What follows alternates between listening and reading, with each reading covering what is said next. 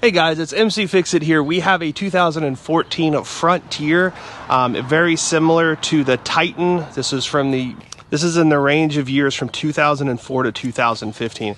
So it actually works for both a Frontier and a Titan. It's going to be a new LED reverse and highlight for your brakes. The top right corner, I'll show you in a few minutes, cracked and busted, so this is our replacement for it.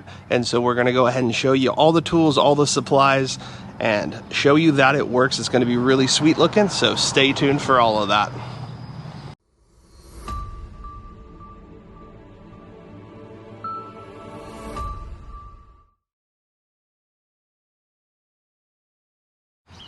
Here are the tools and the supplies. This kit comes with the light, a piece of foam that we'll be using, two little grommets that we'll use, and then two different plugins.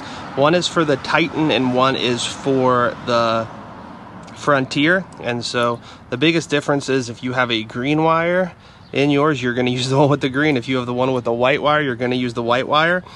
You're only going to need a couple of tools. This is an 8mm, needs to be a long socket and extension, and you can use this little one, doesn't really matter because the bolts aren't real long.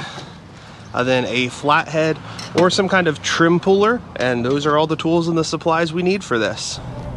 The next step is to go inside the cab. You're going to use a tool to pop off these little caps. This is on the headliner, and I'm just using a trim tool piece, and they do take a little bit of force, but they do fit in there pretty tight, so it's a good thing that they do that.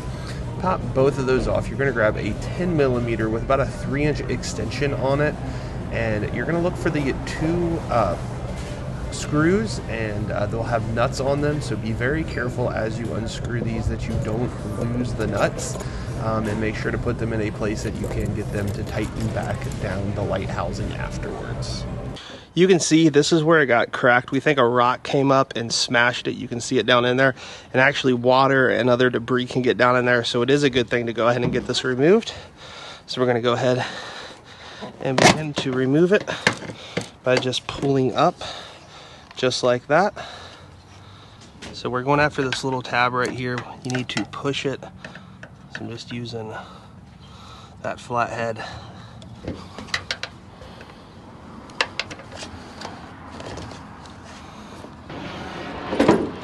Then we have to do the same thing down in here. It's going to be very hard to see with the camera.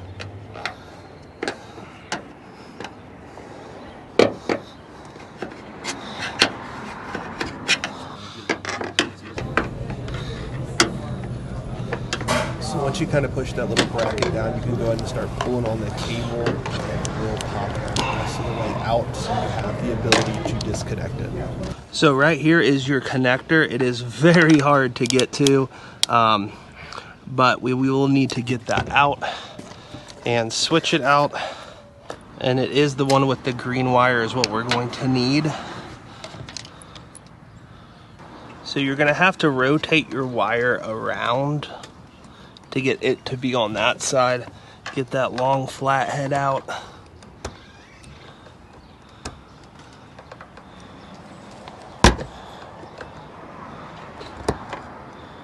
And press down on the connector and pull. And then it's back down in there. Once you have it unclipped and the old one out, go ahead and bring the new one in. Because this is that Frontier, it does use the green one, and you're just trying to find, there it is right there. Go ahead and clip it in. Do be careful because you don't want to ruin anything. And I'm just gonna bring it through this way, just to be able to get all this pushed back up and into place.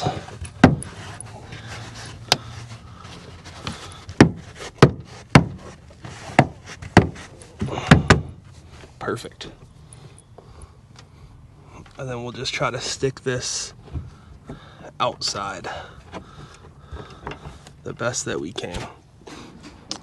So now that that's plugged in, we have this, and I'm going to move this back to center. I thought it was at the center point, I was not.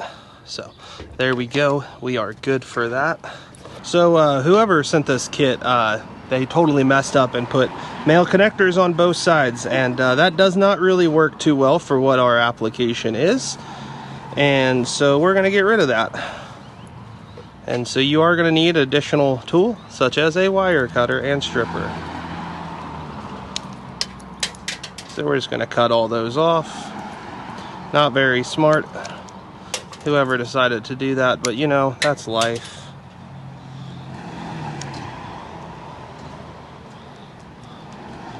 Go ahead and give it about 1/4 of an inch on all 3 of those. Once you've cut all those about 1/4 of an inch, you can pull all that off. We are going to have to put it inside here and crimp down. And so this is a pretty thin wire going into a pretty big crimp, so you do want to make sure you crimp it down good and tight. You can also solder this if you have a soldering gun. I don't have my full workshop here, so this is what I have. This is what I'm using.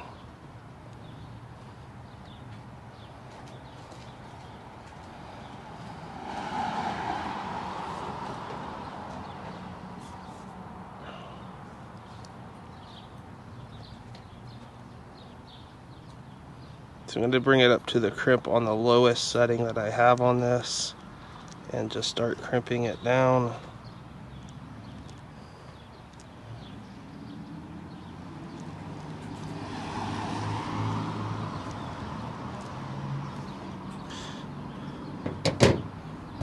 So you're going to go ahead and repeat this process 3 different times. You want to make sure it's nice and crimped tightly. You want to check each one of them, make sure it's also got that little plastic piece just to help cover it from water and debris from getting in there and potentially shorting out your wires. But whatever kind of crimping tools you have, you'll use those and just make it nice and tight. Test it again to just pull and make sure everything is good. So once you have all of those done, make sure all of the wires are pulled up all the way. And we will go ahead and stick this down in here. So this is something I probably should have done before, but I went ahead and just put a little slit down it. This right here just peels off and sticks to the back of this right here.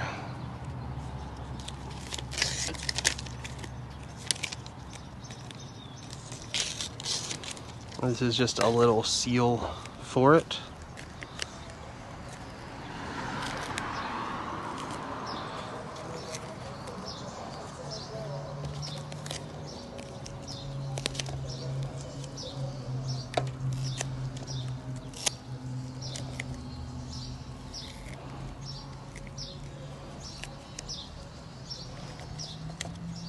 The little foam gasket. Go ahead and push down on it. Perfect, just like that. And then we're gonna go ahead and test the brake lights. Just gonna go ahead and peel that up a little bit. So we're gonna go ahead and test this. So go ahead and step on the brake. And there are your brake lights. So one of the things we'll need to do is go ahead and start getting this off. You want the old gasket off. A lot of it will just come off with your hand, but we do want to clean the surface really well. You could use some Dawn dish soap and water if you want.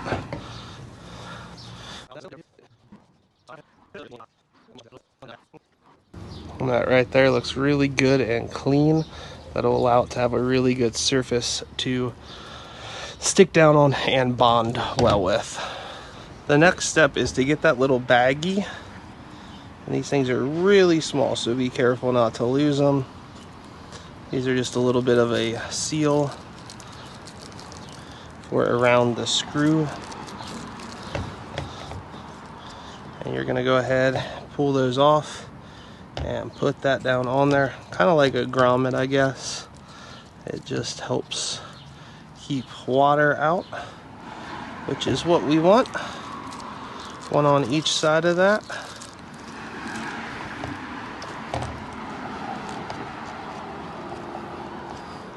Make sure those are seated down at the bottom properly. Go ahead and tuck your wiring harness.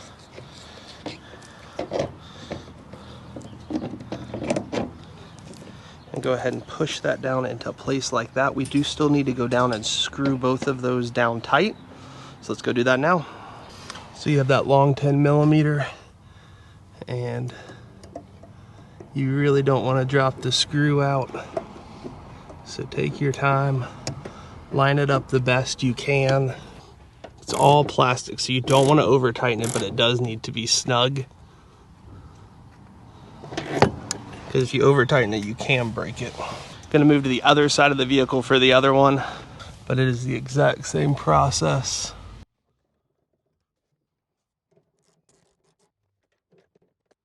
And just grab these two little pieces and push them up and make sure they're locked into place.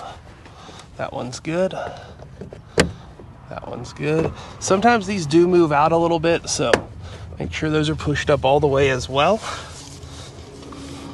We'll go ahead and test. Okay, turn it on. Turn it off. Step on the brake.